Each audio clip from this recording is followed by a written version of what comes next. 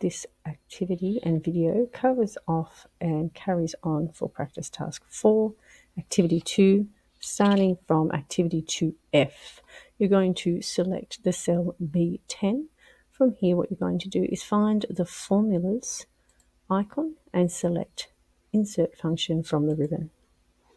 Here you're going to find the function sum and select OK. What this is going to do is it's going to add all of the values together for the column above it. You can see here where it says number 1, it's looking at cells B4 to B9. What we're going to do here is then have a look and see that our formula result is down the bottom. We're going to select OK. This has now added our detail here. I'd now like you to repeat this all the way through to F10.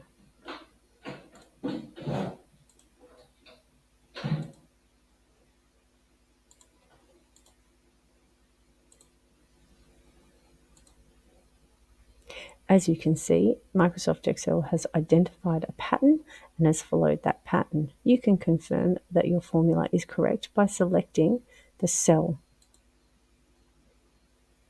What you can see here is Microsoft Excel has copied the formula from the above cell and moved it down. And it has done so again for our end profit. We're just going to delete these ranges. And we're going to select our cell, insert our function.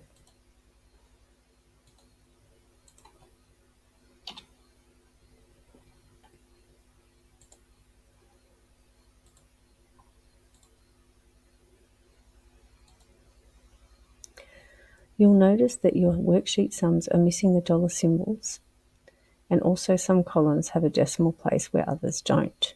So what we're going to do is highlight the ranges B4 to F10. We're going to right-click and select Format Cell.